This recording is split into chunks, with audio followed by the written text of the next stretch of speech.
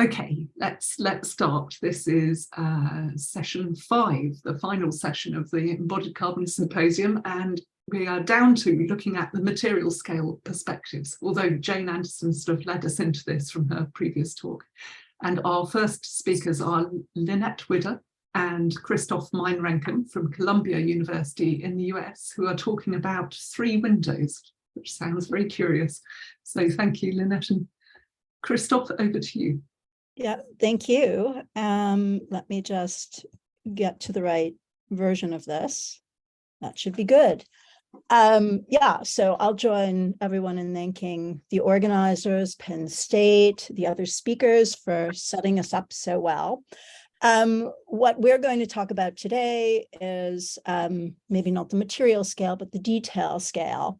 And I think that there are reasons that will become clear in our collaboration why we're doing this, both for reasons of our research background and where we think this fits in, especially in the question of heritage building, which I think one of the last sessions spoke about very eloquently. Just an overview of our agenda.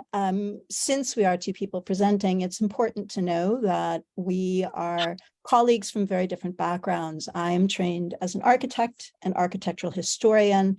This is just a little overview of some of the research I've done. Early work with colleagues on thermal modeling at the detail scale as a design tool. Another project on textile reinforced compressed earth block building systems. The work that I do as an architect on the left is a renovation of a 1949-1950 house in Westchester County, and on the right, a book of mine that was just published on West German post-war architecture, also operates at the detail scale. Which explains my fixation on this. Christoph, I'll pass to you. Thank you, Lynette. So I am not an architect.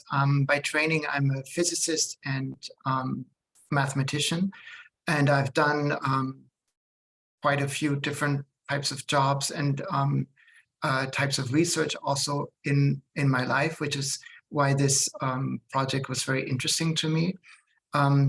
Overall, overarching my research at Columbia is how to reduce the greenhouse gases in the atmosphere, or at least how to not put even more into the atmosphere. So I work a lot on low carbon energy systems, but I really approach it mostly from the demand side. So rather working on solar energy generation, for example, I think about how buildings, how cars, and also consumer products can be changed and redesigned and optimized to make better use of renewable generation, and how to really overall reduce the carbon footprint of those objects, be it a building or a car or a consumer product. And as a tool, as you can imagine, I use quite a bit of life cycle assessment to do that. The next slide is just really to express a bit of a hope, if you will. I think there's some animation.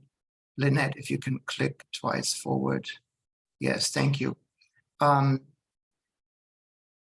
I think that hope that I have is already happening, which is that traditionally, and less so, when architects think about the quality of a building, when they talk about the design of the building, when they talk about how, if I dare say, whether the building is kind of in harmony with its environment, they think very much about when the building's already there, right? And they have all these beautiful photographs, and whether people will like the building and whether it fits with the surroundings.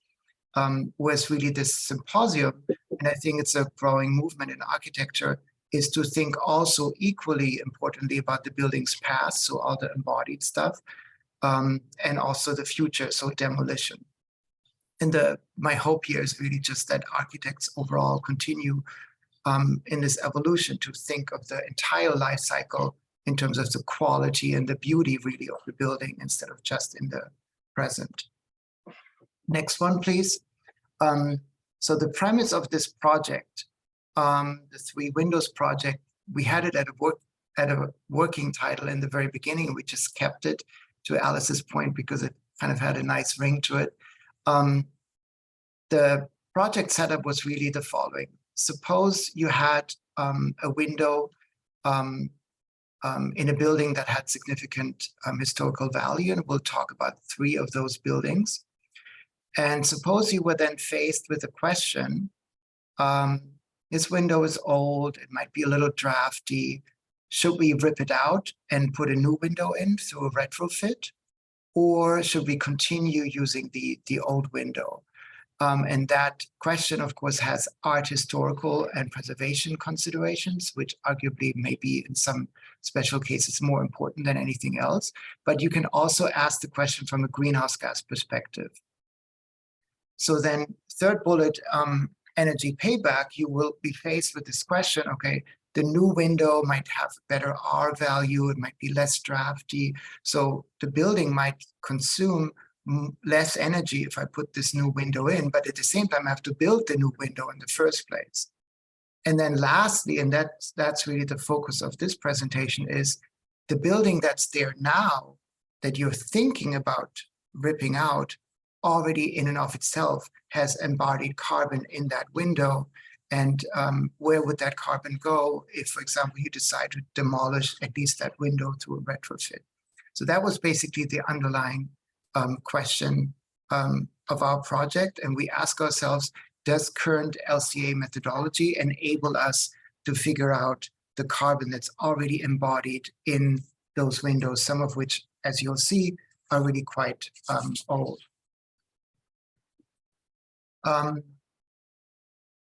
Three quick comments on methodological issues that we faced and I think solved. First is, of course, as you can imagine, some of these windows are so old that wood, for example, was cured differently when they were built. Animals were used to transport the windows instead of trucks, etc. So there were some methodological challenges there, which we'll address. Second, more as an FYI, we kept the use phase out of the life cycle assessment, focusing very much on the building of the window and also the demolition of the window. Now, keeping out the use phase means that we leave out any energy payback considerations for higher R values, etc. And I just want to point out that, of course, we realize that those are crucially important, but that's kind of the second step, which will have to follow in the overall decision-making, whereas we wanted to focus on the first step, how much carbon is already embodied. And then lastly, with respect to biogenic versus fossil carbons, for example, how exactly do we account for the carbon that's already currently in the wood in our overall calculations? And we'll address that when we get to the results. I think this is back to you, Lynette. Indeed. So I'll speak a little bit about each of the 3 case studies. We chose 3 case studies that were of more or less equal size, all in New York State, representing 3 different scenarios. So what you're seeing in this slide is from Frederick March's Frederick Church's Olana, which is a house. He was a landscape painter. He traveled widely. He traveled to the Middle East and came back with a sort of affection for, let's say, arabesque, certainly not historically or culturally accurate architecture, which he then wanted to integrate into a building that he built on a site in the Hudson Valley. What's important here in material accounting, for example, is to know that even though Church is known for beautiful sylvan wooded scenes, and even though the Hudson Valley is now beautifully forested, as you see through this window, it was completely denuded in the mid-19th century. It was all agricultural. So the wood for these windows, the hardwood, had to be imported from the Midwest with very specific extraction and transportation parameters.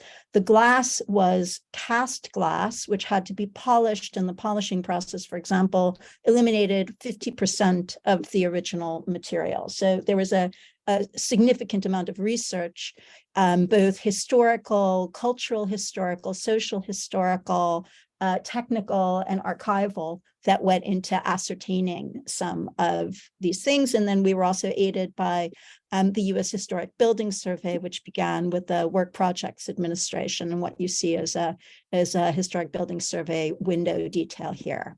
The next window that we looked at comes from 1949, 1950, the sort of rise of suburbanism in Westchester County, right outside New York City. We knew from archival information that came with the house that the windows had been sourced. It was annotated on a blueprint in Florida from a company that built their windows exclusively out of cypress, which was locally harvested in Florida at that point, using very specific labor practices, mostly African-American laborers, directly in the swamps, and then using steam trains brought to the plant. So again, here we had very specific wood and wood sourcing information. We're also focusing in this slide on the window hardware. These are awning windows. That was a brand new typology at mid-century, a derivation from casement window stays that you see here on the right. And that will also play out in the way the windows are evaluated relative to their embodied carbon for hardware. And then the last window we looked at, you might consider a baseline. This is for the renovation of an historic loft in Soho, New York, where there were stringent preservation limitations on how the windows could be replaced. So in this case, the window that you're looking at is a replacement double hung counterweighted mahogany window painted inside and outside to match the historic windows that it essentially takes over from. So with that, I'll pass back to you, Christoph, for the results. Yes, thank you. So we have two more slides. One is more the nitty-gritty numbers, and then we'll have second slides, which are more our emerging conclusions, if you will. So as to the nitty-gritty numbers, I want to use this slide to demonstrate some of the things that were really exciting to me in this project, which is how some of the historical facts that Lynette discovered came together with and really affected the mathematical greenhouse gas accounting. So if you focus on the last row of the table, we found that the Olana window had by far the highest footprint, followed by the Soho Loft window, and then the Lurie window came in third. If you were to do these same results on a per square meter of window surface basis, or more of a functional unit, you would get directionally the exact or the very same results, because as Lynette said, the windows are of very much equal size. So why is the Olana window so high? The biggest hotspot in the Olana window is the wood, which first of all, it had to be a lot of wood just because of design of that window, and also was unsustainably harvested, if you will. The wood was grown, as Lynette said. And interestingly, 50% of the 373 kilograms CO2 equivalent are already in the atmosphere, because that would be the root system and the branches of the trees that were taken down. And the other CO2, 50%, would come out if this window would then be subsequently demolished. Another interesting thing here is that the 21 kilogram for the glass panes is substantially higher than in the Lurie window, even though they were different, the same size. And that's because of the polishing and the material loss during polishing that happened in the Olana window as opposed to the Lurie window. Another interesting hotspot is that the Lurie window had the least amount of greenhouse gas emissions associated with the hardware.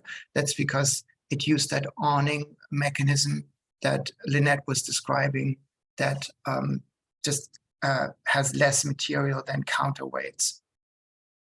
Whereas, for example, in the Soho Loft window, interestingly, the counterweights were the largest contributor to the overall footprint, whereas the mahogany itself, we counted as a zero footprint because it was sustainably grown in Africa, which then ironically brings the transportation associated, so the 14 kilograms and the 26 kilograms as a hotspot for that particular window, because the window had to be transported, the wood first from Africa to Germany, and then in Germany, the relatively heavy double glazed windows were installed, and then it was transported to the US. So those are overall results. Lastly, just as I said, kind of conclusion-wise, zooming out a bit, the way we interpret our findings is as follows. First of all, yes, LCA as a methodology works, even if you apply it that far into the past. I think Rahman kind of coined a new term for us, because whether the question is basically, is this sort of like a historical LCA rather than a present time LCA? And as you know, there's also an LCA for emerging technologies looking into the future. So the basic methodology works, but to the second bullet, one can, of course, not just sort of blindly go to existing LCA databases and look up transport and look up curing of wood, because those databases will be based on present-day industrial processes rather than things in the past where things were transported by animal, just one of the many historical examples that we had to account for. So bottom line, methodology works, but you have to be careful with the parameters. That concludes our presentation, and I'm happy to take questions with Lynette. Oh, thank you very much. That was really interesting. There is one question in the chat from Jane, who says, do you think it's really justified to assume the African hardwood was sustainably harvested? When did depletion of tropical forests start? So, very important question. This is based on the company that makes the mahogany themselves, claiming, if you will, that they are certified as sustainably grown. So meaning every tree they cut down is regrown. I assume there's maybe more detail and subtlety to that question with regards to forests.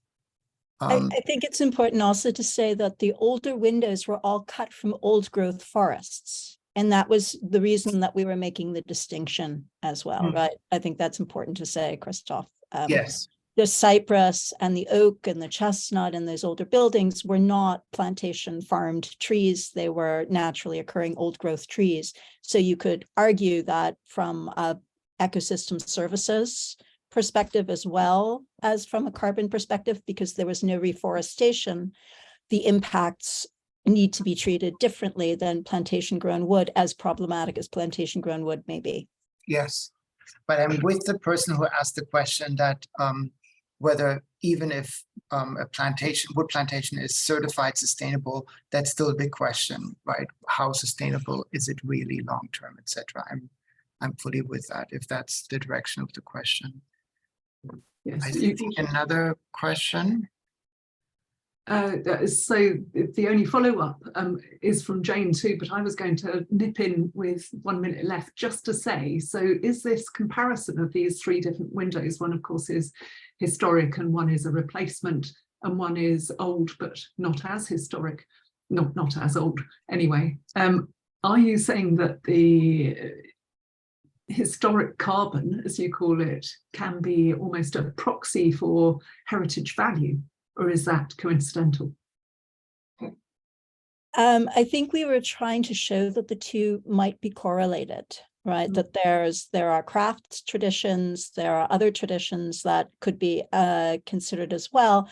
As a practicing architect, my big question mark on window replacement is not only are windows, even when they are thermally broken and insulated, usually the weakest point in the house, and perhaps the least yield in terms of operating energy, but they also represent carbon to be amortized. And we didn't get to that point on this, but this was a first step towards giving another reason to think carefully about heritage value.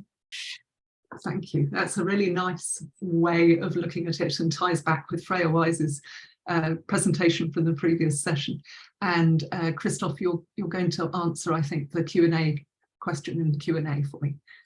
Yeah, there was a question from Spina about how we accounted for infiltration rates, for example, from the different window types. We did not, because we did not yet look at what we call the use phase in our calculations. It's very important, of course, and it would be sort of the second step after doing the calculations for the carbon that's already embodied. Perfect. Thank you very much. Thank you both. Moving on to our second presentation, which is Bill Braham from the University of Pennsylvania, also in the US, who is going to talk about embodied carbon in biogenic and earth materials, which will be really interesting and a nice follow-up. Thank you. Great. Thank you very much, Alice. Let me get the presentation up here. Oh. There we go. Again, thank you to the organizers. And as Alice said, I'm a professor of architecture at the University of Pennsylvania, where I run the Center for Environmental Building and Design. I, of course, have to give credit for the work in this article, in this paper, now presentation. First to Surya Prabh Hakkarainen, who was at the time a researcher in the center, now at Kieran Timberlake, who did all of the LCA work. Miao Miao Hao, who was also a researcher at the time, now at Tongji University, who did the energy calculations, which I'll talk about, and then Dave Tilley, who is a longstanding energy researcher and helped us with some of the specific questions related to bringing carbon into the energy calculation. So if I can get this to advance. That's interesting.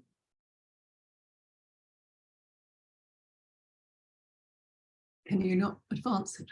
Oh, there we go. Yeah, it didn't like page down, but now it does. Okay, so this paper I think is probably not out of category, but it expands perhaps the scope of life cycle accounting by using a method commonly called energy accounting, energy assessment, which I'll describe in a little, or introduce at least in a little bit of detail. But we're really dealing with two questions. One is developing a protocol for looking at the energy intensity of carbon emissions.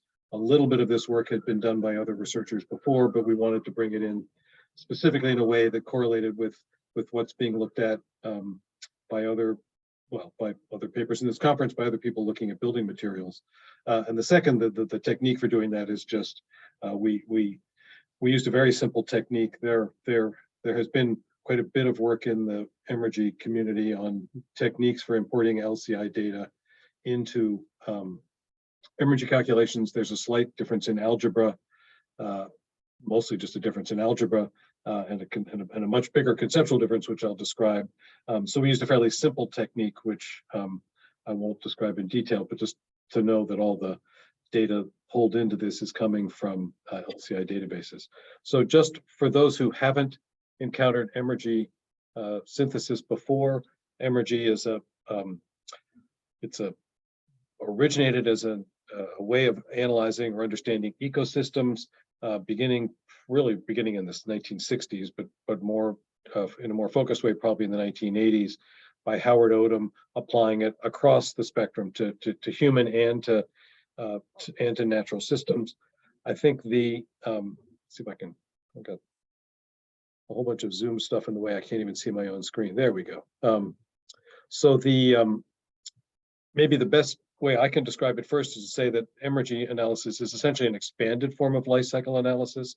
It's putting the boundaries of analysis all the way out to the geobiosphere, so including all of the work that the geobiosphere does to produce the resources that are then used. This is obviously different from and distinct from life cycle analysis. Energy is specifically a cumulative objective accounting of work and dissipated resources. It's measured in a unit which I won't spend any time explaining, but are solar M-joules. So everything is normalized to the original solar energy that had to be entered into the global system in order to make whatever product, service, material, et cetera, that we're looking at. And I think but what I mean by objective is that energy is all based on the work, basically, that ecosystems or humans or their machines or whatever, the work that is done or the resources that are dissipated. So it's all put in a common unit, as opposed to life cycle analysis, in which we have to break out different categories of damage. So the simplest way I explain it is to say that energy is a system perspective on life cycle. It's honestly, it's looking at it from the larger question that ecologists were asking, which is, how is the overall system organized? How does it operate? And what are its tendencies and trajectories? And that's obviously quite distinct from the damage-oriented perspective of life cycle assessment that, of course, originally started with analysis of products and their packaging and has expanded out from there. So this is not to argue that energy should replace LCA. In fact, I think they work extremely well together. I see them as two different ways of looking at the same thing. And again, page down. Oh, there we go. Okay, so for the first piece of this, how to bring all the information we have on greenhouse gas emissions from LCA research into energy, we had to ask the question of how, from the system perspective, would we account for this? And there are other people have done related things, looking at waste. And so the way, from the ecosystem's perspective, we would ask the question is, how are those, what work has to be done to neutralize those emissions? So we're looking at both CO2 and other greenhouse gases. What we finally settled on, and this I've thought a lot about since reviewing this presentation last night. So I have a footnote to add, and I'm going to check with Ramon whether the book is actually published yet, whether I should add the footnote to the article. But the way we looked at this was, from the system perspective, these excess emissions, which have completely thrown the global carbon cycle, other global cycles out of balance. The way in which the system balances those is by neutralizing them primarily by absorbing them through photosynthesis and plant processes into plant biomass. So we looked at a lot of different numbers for the specific energy, and again, I won't explain that unit in any detail, but it's all taking it back to original solar energy. We looked at a lot of different numbers for that and settled on the current specific energy of the net primary production of temperate forests, just as a kind of global baseline, and presented this at an energy conference, and there was reasonable agreement among the energy researchers that was a decent way to handle this. And I think it is from the classic perspective of energy analysis, which is asking, what's it worth to the system? But then as I've thought about this and as I prepared for the presentation, I realized that's actually not true. That obviously the damage-oriented perspective of life cycle assessment is saying, wait, these things actually have huge downside for human civilization. So we really can't just look at them. We can't ignore that aspect of it. And so one thing I realized, we had looked at the energy intensity for direct carbon capture technologies. So without taking on the damage-oriented perspective, but continuing in this system-oriented perspective, and essentially saying that the system that we're looking at here is one that includes human activities and so forth. So we should look at the costs to neutralize global carbon emissions. We should look at that cost from a human perspective. So by rights, we should be using this somewhat larger number. It's about 4 times larger than the number we used. As you'll see in the subsequent results, it will make a difference, but not a dramatic difference in the final results. So to think this through, we wanted to, as many of us do, we wanted to take some manageable case studies that would allow us to explore the method, to ask some basic questions, and hopefully, in our case, what we're trying to do is to set up a process by which we can create a more comprehensive catalog of energy values, or a method, and then a catalog of energy intensities for construction materials based on all the amazing data that now exists in LCI databases. So just as an example, here's a project from, not ours, but a project from a decade ago, looking at the energy intensity of different materials in a specific building project in Italy. No surprise that it's both a concrete structure, but also no surprise that the energy intensity and the quantities of concrete in construction make it one of the leading contenders. So we made the obvious, what seems like an obvious choice, to compare concrete and some other earth-based materials with wood and wood and some other wood products. As I said, Surya Prabhakaranan was doing the LCA modeling. All of these were set up with full process modeling with CIMAPRO from a couple, looking at a couple of classic materials. The way, really a very simple procedure. There is a much more complex procedure that some researchers in Belgium have been developing, but they have not made it publicly accessible. And at least the comparisons I've seen show that it doesn't produce dramatically different results from this simpler technique.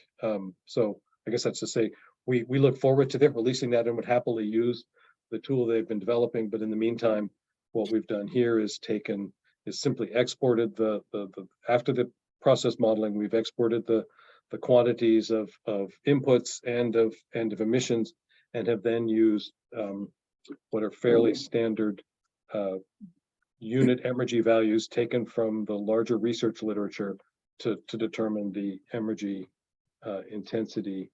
Sorry, moving that out of the way. The energy intensity of the contributors, and then to get the total energy intensity. These are, of course, declared units, but the energy intensity of that material. So on the left, you see a classic energy diagram, just noting everything that's taken account of, and then an energy table looking at quantities, intensities, and then total energy. So we did that for really 4 different materials, or 3 different materials. Wood is plain lumber, wood in glulam beams, concrete in a couple of variations. One is just straight 400 megapascal concrete, the same concrete with fly ash, and then in cement block, and then brick, getting a range of energy intensities. Now, as you know, everybody at this conference would anticipate, because we're looking at declared units, we don't see quite as big a difference. We do see some differences, but we don't see quite as dramatic a set of differences as one might expect. On the left in these charts are the unit energy values, the total upstream and emission costs put in this standard unit per kilogram of unit. The wood products do come out a little bit better. They are a little bit lower than the various materials, the earth material construction products. And in what is probably a familiar diagram on the right, just looking at the greenhouse gas emissions, this is straight from the LCA work. The amounts of carbon that again, this is assuming these are all sustainably harvested, but the amounts of carbon that are used to build the trees, which are sequestered, factors largely into this process. But again, as most people who are attending this conference would understand, the meaningful way to do this is to pick a reasonable functional unit rather than looking at just the material properties themselves. We had to do the material properties in order to be able to do the functional unit. What we did was we adapted a pretty straightforward floor assembly from a previous researcher's work. We added one to look at a full on wood assembly, but we picked basically 4 4 floor assemblies, 1 an all concrete floor system, 2 a timber structure with a concrete floor poured on top of it, 3 a steel frame with a concrete floor, and then finally a timber structure and timber floor. For this, the results were much more dramatic, were much more evident. The difference between the biogenic and the earth materials was much more visible in energy intensity and equally in terms of greenhouse gas emissions. It is, of course, if we look at the graph on the right, it is because of the larger quantities of greenhouse gas emissions that so much energy has been spent, sorry, bad pun, so much work has been done to try and find ways to either make better concrete or replace concrete or look at alternatives to do it. But what's interesting is if we look on the left, we see that the energy intensity differences are much greater.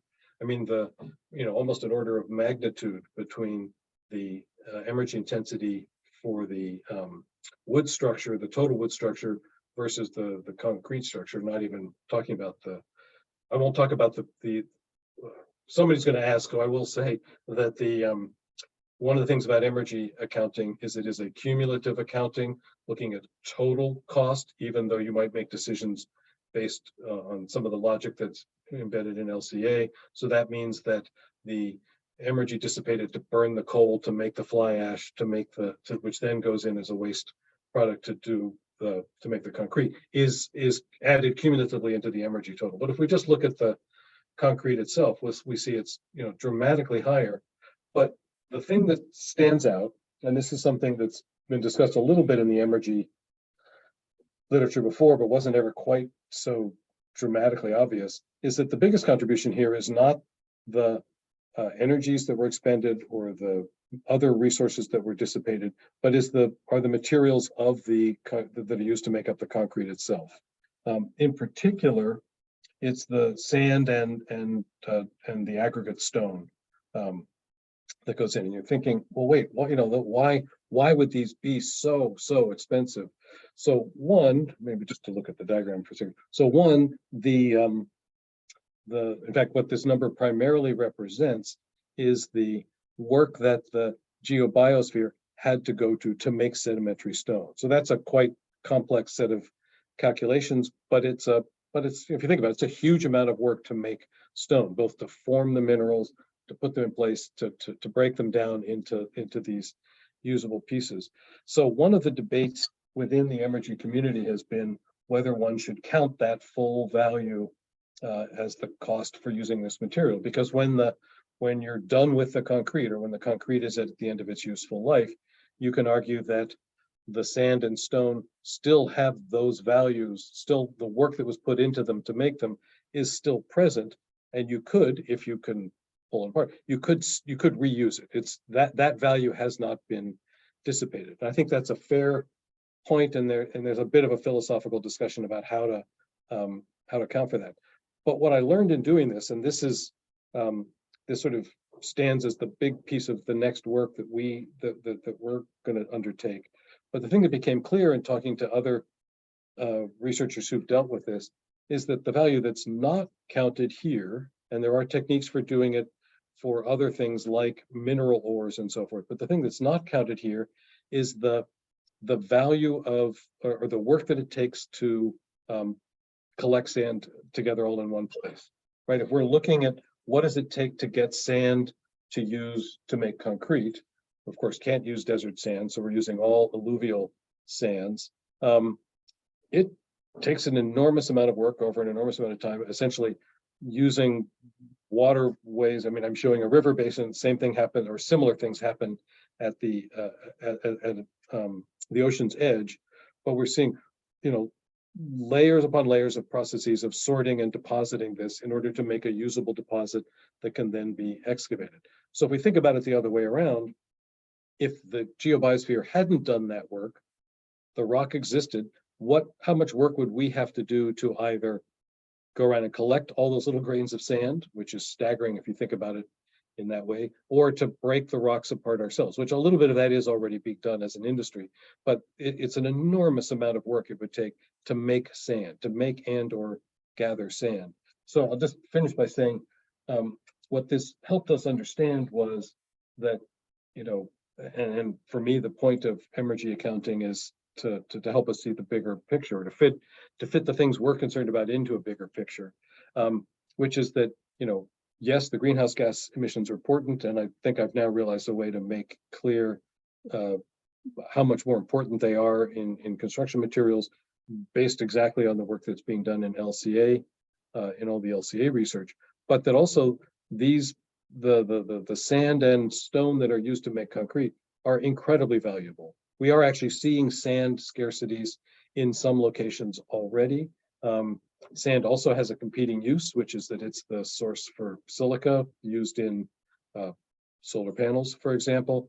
So although the market may not have seen the full scarcity of sand yet, this analysis should alert us to the fact that it is the sand itself, and whether we think of alternative ways to do that, which is challenging given what concrete is, or even more interestingly, ways in which sand itself might be recycled.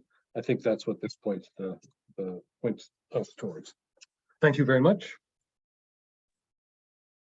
Thank you very much, Bill. That was a quite mind-expanding talk for me. I hadn't come across energy before.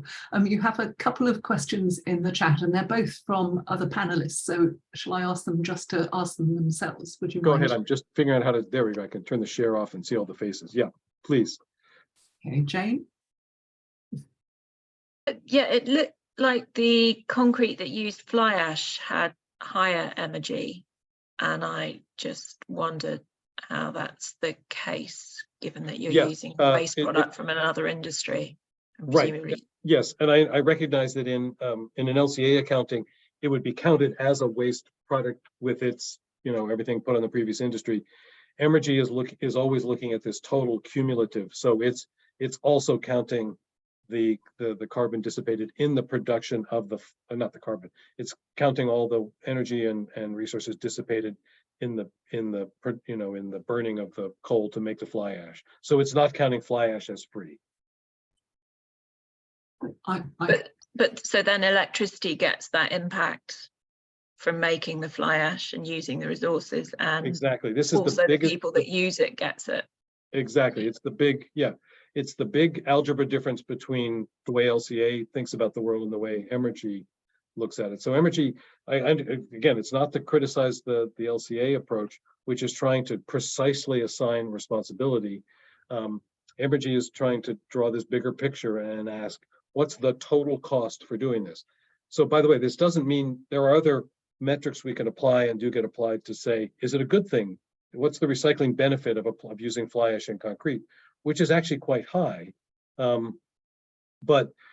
But I will point out, you do have to burn coal in order to make concrete with fly ash. So in a sense, that's what that number is saying. It's saying, you know, this concrete is a better concrete if you have this waste from fly ash, but you can't pretend that that burning of coal didn't happen.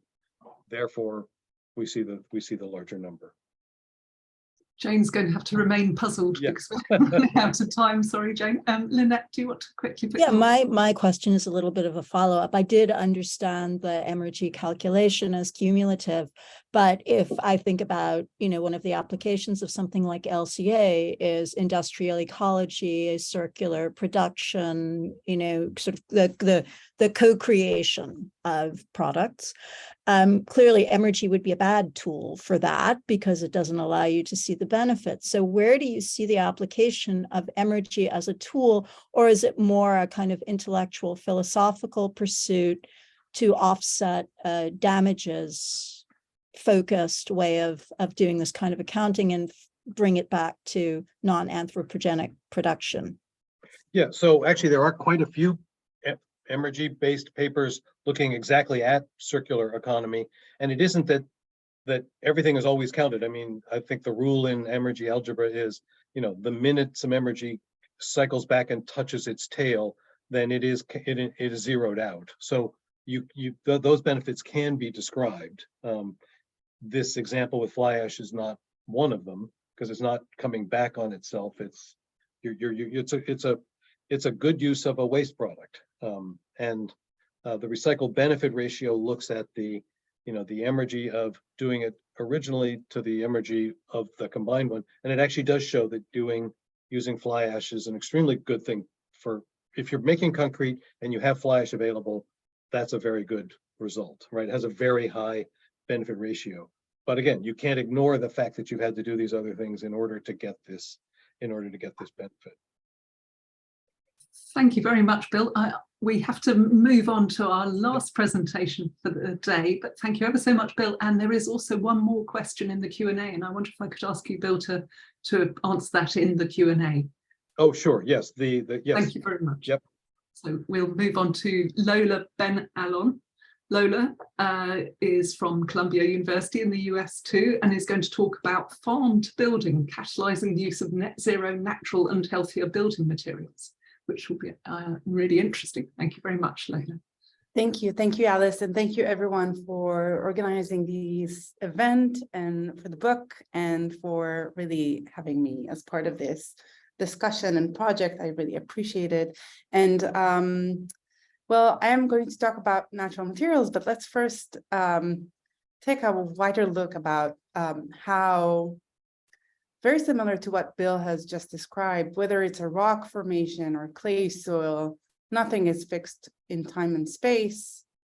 Energy or emergy of many processes are embedded or embodied in materials. It is what binds matter together. It what activates matter. You can see here lime, the cycle of lime. It is what transforms matter, and it is what organizes matter. Or in other words, just to reinforce our work here on embodied carbon and energy, the focus we see today on net zero, maybe passive design that looks into the operational phase is really not enough. We need that embodied approach too, which is really why our work here is so important.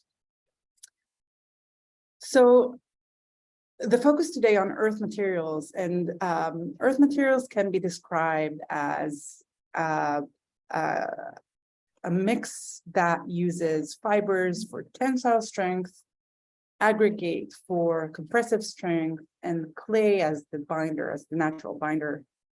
And using these three constituent materials or materialities with different construction techniques, you can achieve different building outcomes, different thermal outcomes as well, from COP, that is a load-bearing monolithic sculptural wall assembly, to like clay that is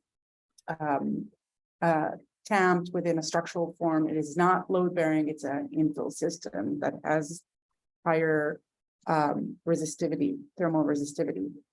So that brings me back to some clarification questions about the context of this discipline. What do we mean when we say earth or earth in construction? Because everything that we call material in architecture and building industry comes from the earth, or all buildings are geological or natural before they become architectural. So in that sense, couldn't we kind of call or classify all buildings as quote unquote earthen or natural? And the answer is yes, they are. But this is an incredible important point that we need to account for, going back to the notion of energy that Bill has just described so beautifully, that of course in Howard Autumn's, and maybe I refer more to the theoretical and philosophical aspiration of how energy can inform what natural materials are. So looking at how we articulate everything on this planet, including our buildings in some versions of the earth crusts that is transformed by the energy of the sun, which is always abundant, right? Bill, informed by the notion of energy, we want to zero out the energy, as Bill mentioned. So using this understanding, when I'm asked to define what natural and earth materials are, I give 4 very basic features that are all qualitative, but can be translated into quantitative thresholds too. 1, they are readily available. B, they are minimally processed materials that are non-toxic. And these first 3 features make them easy to learn and community engaging. So can embodied energy with M, the memory of energy, be offset by using materials that can then return as a nutritional substance to the soil that are not processed. Or I like to sometimes say the parallel in food to raw vegan nutrition. So these are some of the notions we're trying to address at the Natural Materials Lab, which is the lab I direct at Columbia GSAP, and from which many of the ideas in the book chapter arise from. So we're looking at new techniques, tectonics, and a lot of desk research on the social and environmental life cycle of Earth, bio-based fibers, and bioadditives.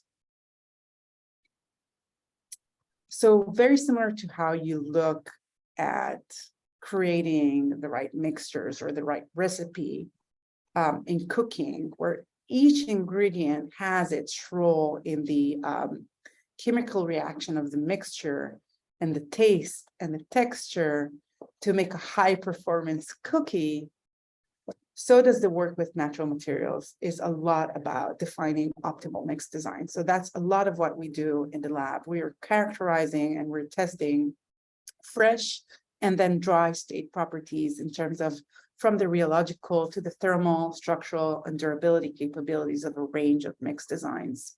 And this is a table taken from the chapter, and you can see some of the categorization of what natural materials are. So if we are looking at the sources from aggregates to binders to reinforcement to the thermal performance, and then what are the sources, geological, plant-based, animal-based, fungi-based, and living or bacterial-based. This is kind of maybe a matrix that details, the categories. And this is again, this table in a more maybe, oh, I'm seeing the resolution is not great. I'm sorry about that. But this is a more articulated table that I know it's not legible, but looks at more concrete-like compositions. So we're looking at the cycles from the geological to the molecular, from material preparation, construction, and then operation and end of life, and then how different materials can be applied in different techniques using a range of passive design strategies to then be transformed into the soil as a nutritional substance. Or in other words, natural materials are non-commodified. How can we use these raw, unprocessed, non-stabilized, non-treated materials into buildings, namely farm to building, through a cycle of biodegradability so the buildings brings back the nutrition to the soil, and then the matter is replasticized and upcycled through a direct supply chain mechanism. So the energy, although is higher in geological products, as Bill articulated, is then offset because we're trying to use these assemblies as long as possible, and then to have them be nutritional to the soil.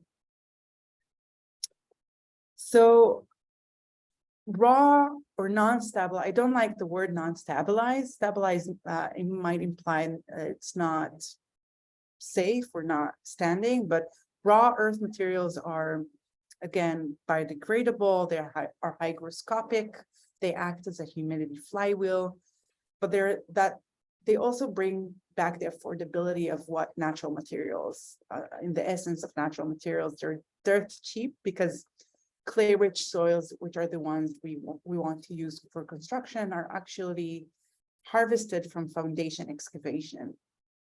And then in terms of their health benefits, clay and non-calcinated earth materials have been shown to act as passive removal materials for VOCs, for voltaic organic compounds, and that is because of their permeability. But Earth is not without its limitation, and natural materials are not without their limitations. They suffer from bad reputation, where people perceive natural materials as low-tech or as dirty. And this map shows a section of a global perception survey we collected from over 130 experts who repeatedly mentioned this strong perceptual barrier. We mapped this this barrier further to understand that there's actually links to the field and to technical data that is missing to create a more durable and maybe applicable earth materialities and assemblies, finalizing kind of with this maybe suggested vicious cycle, I would say, for this is for natural materials, but it is applicable for any non-conventional next-gen material that starts with technical data for various climatic contexts that is missing, together with perception gaps or mistakenly perceiving materials are as low-tech or even poor people's choices. This is associated or accompanied by omission from building codes that is then leading to lack of field training, then leads to, pushing back innovation or research or research application, and this feeds on and on through this cycle. So we need more research for natural or raw materials. We need more pedagogy and more implementation. And this is a quick mapping of the different techniques I showed earlier, and then their environmental performance, social performance, structural, thermal, and architectural, geometrical, and policy variations. And you can see the blue dots represent missing scholarly research. So there's a lot of missing areas that we need to address. And this is part of course, the lab's work. And currently, earth materials are limited to 1 to 2 stories in building codes, but actually, and which is not marginal. We have approximately 1 million new housing units constructed in the US alone, 75% of which are 1 to 2 stories. That number keeps rising, but nonetheless, earth can be used as an interior. Earth and natural materials can be used as an interior assembly in high-rise construction as well. So to assess the environmental impacts or the reductions possible to different assemblies, we compared earth assemblies, light straw clay, cob, rammed earth, with conventionally insulated wood frame and concrete masonry through an environmental life cycle assessment that looks at financial-based allocations. So just as an example, if we had the wheat, then we followed costs for wheat grains as opposed to wheat straw to derive their impact, their inventories. And then for the impact assessment, we use CED and Tracy, and similar to Bill, we used CIMA-Pro.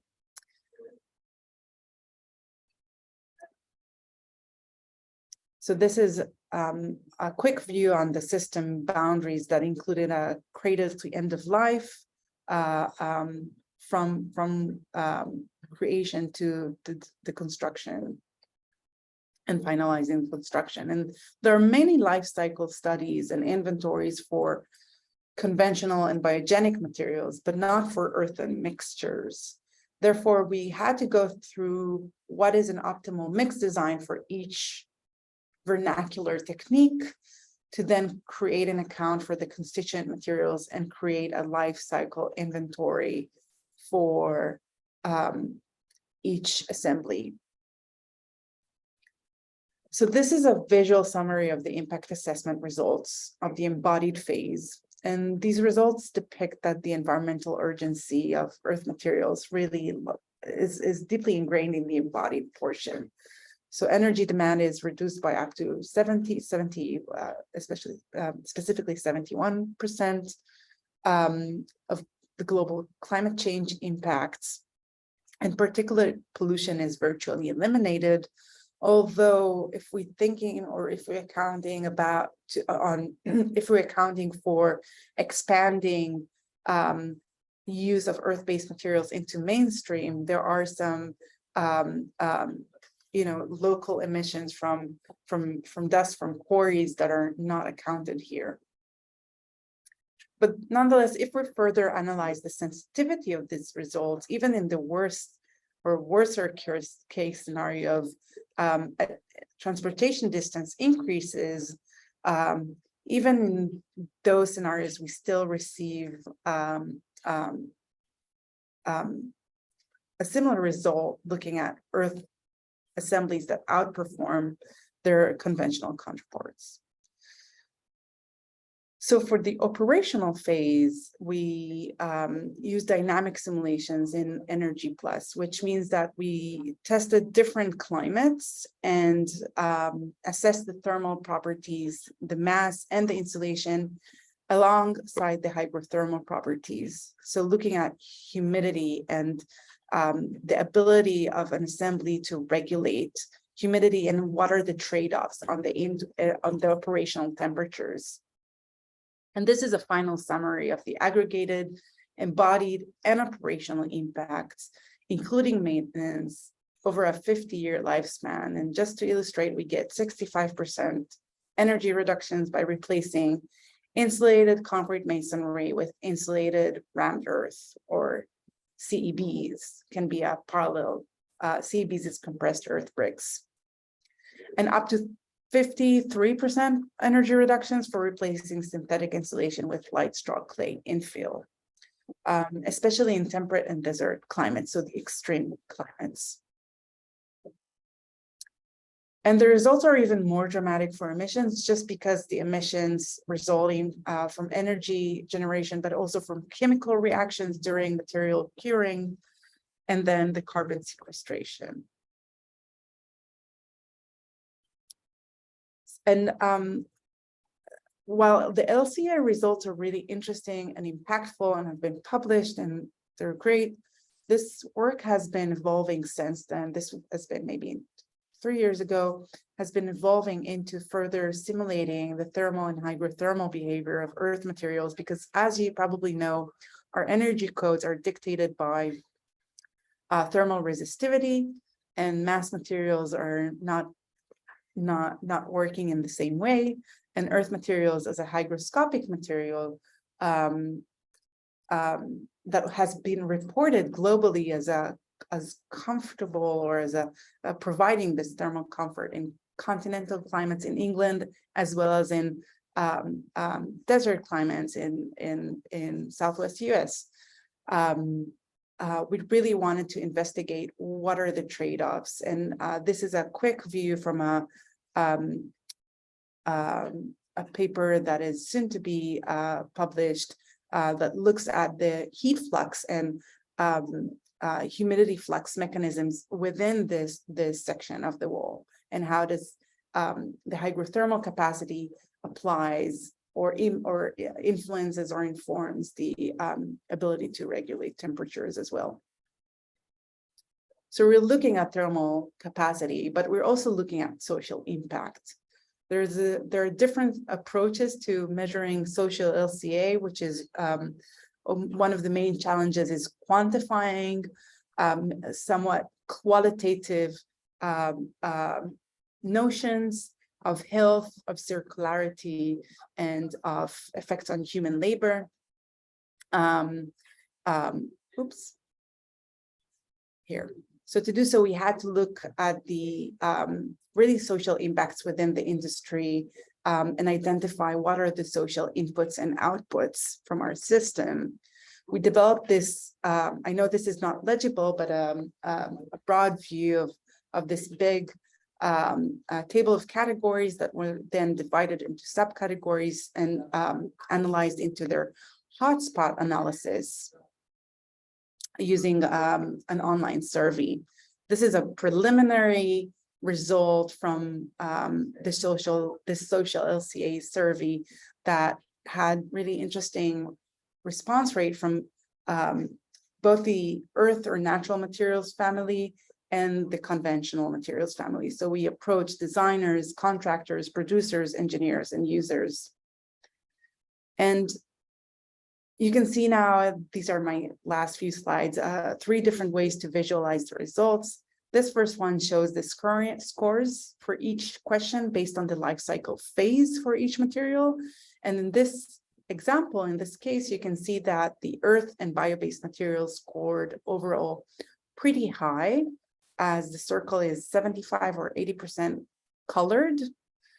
And these are the results by the stakeholders that practice conventional materials. So it's the bias, you might say is perceptual bias by the people themselves who give the reported answers.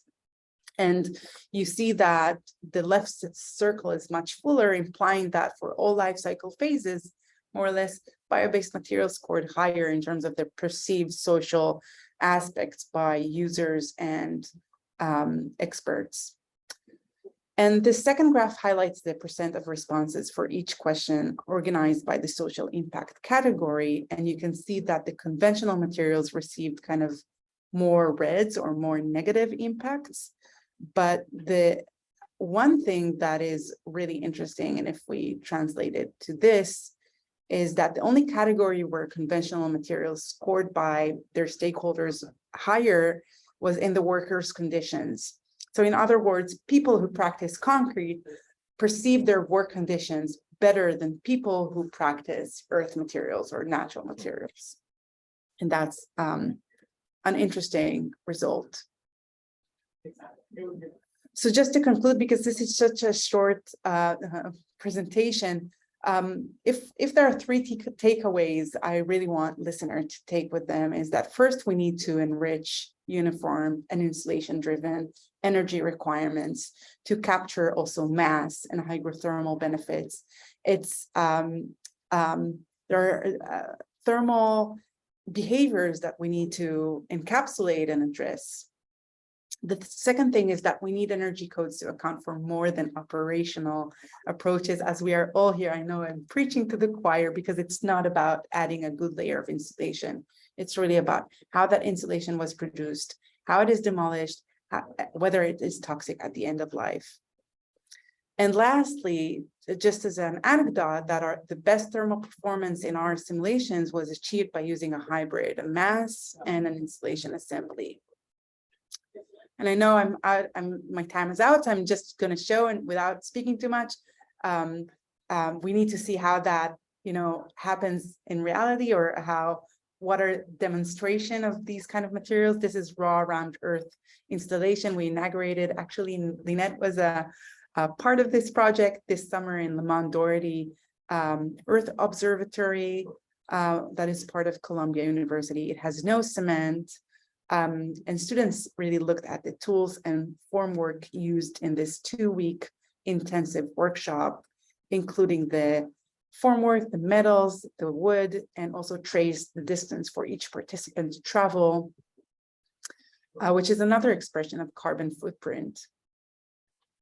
And then another interesting demonstration in the past months, that we have been establishing a printing workflow to create a different, perhaps more code compliant printed earthen fibers that can be easy to handle, ship, and comply with building codes. Thank you, everyone. Thank you very much, Lola. That was great. And really, we actually haven't run out of time. Amazingly, we had a few minutes spare in the session. I have one question for you from Freya. Freya, would you like to put your question? Yes. Yes. What did I ask? Can't remember now. Sorry. I'll read it out if you prefer. No, I'll find it. Yes, I was just wondering, I may have misunderstood, but did you look at cold climates when you were doing your operational assessment? Yeah, we looked at Denver, Colorado. Okay. Which is the continental climate. We also looked at, Earth are particularly, or as a mass material, are particularly advantageous in high arid climates, so steep, such as the one that we tested in Albuquerque, that are very cold, maybe in the night or in winter, but are extremely hot in summer days. So there's there were a range of climates we've tested, and we perceive Earth as something that is used only in like a desert climate, but that's not true, because if we even look at vernacular architecture using Earth, many of structures we find are like Devon Cobb is an English technique, right? So it's not limited to deserts. Absolutely great, thank you. Thanks, Lola. And Christoph, you have your hand up. Yes. Hi, Lola, again. Good to see you. I was very impressed with the different kind of methodologies that you put together to measure these different aspects of quality and quantitative and qualitative surveys, et cetera, et cetera. One thing I was thinking about, do the earthen materials, as you call them, do they have any complications with regards to moisture, allergies, health, mildew, termites, ants, et cetera, et cetera? Is that some sort of a downside, or is that just not problematic at all? Yeah, that's a great question with a very long and detailed answer. I have many answers I can give, but very shortly, it's a matter of design. So if you're looking at fiber-based assemblies or assemblies that have more fiber than earth, for instance, light straw clay is mainly fiber that is sprinkled with clay slurry. So it has enough clay water to be tamped into a structural form and then be dried to be stiff by the dry clay. So light straw clay is limited by building code to 12 inches, because more than 12 inches, it will start to not dry up really well and develop mold. Okay. But on the other hand, less than 12 inches, light straw clay is an assembly that people who are chemically sensitive will seek, because it is a very healthy assembly. It absorbs humidity and desorbs humidity very nicely, creating a really nice 30 to 50 relative humidity ambience in indoor. And then it has zero toxins. So I personally know people who are chemically sensitive who ask their architects to use light straw clay. It's kind of a known thing among people who are, but again, it's a matter of design. You need to know what is also the conditions in your climate for. So if you're in a humid climate, you might not want to go even up to 12-inch, because the drying process will not be. So getting earth materials or natural materials wet is not a problem, but you need to let them be dry too. Okay, thank you. I see some other questions coming in, so I'll leave time for those. Thank you. Well, in fact, we should close the session, I think, at the moment. Oh, Freya, is your question important? Sorry, of course it's important. Yes, of course it is. No, it's thanks. It was a great presentation, Lola, and you've covered so many topics. And what I've noticed from the research I've seen on earthen materials is that it always comes out really good in a way, and it's the sort of the social acceptance and the sort of the integration into industry that's the problem. And so I was wondering about the compliance with the industry's requirements for scalability and easy access and a homogeneous quality of the material. How does that affect the use of other materials? Yeah, it's the problem of kind of my life, because I study research and really diving into these materials, but cannot apply them, for instance, in the structure where I live, for instance, which is crazy. But it's a matter of two components. It's building codes. So wherever you have good sets of building codes, you'll have more products. So Germany, New Zealand are places where you have great earth fiber building codes. And you see all these clay finishes or boards or internal partitions, or just very simple products of these raw materials that can be used locally. When I say locally in the country or surrounding countries. So it is dependent very much, I observed, on policy or building codes availability. yeah, and the second thing will be right from building codes, it's training. So once we have more training of building professionals, then it will not be so intimidating anymore for permit officials, for people who are asked about or asked to practice or design or engineer structures made of these materialities. Great, thanks. Thank you So very we'll much. just have to roll out the whole, the German or the New Zealand building regulations to the rest, to the rest of the world, and then Simple, simple. Yeah. that's all. Thanks. Thank you very much, Lola, and thank you all the panelists in this last session. I think that's been so thought-provoking. It's really, yeah, exactly.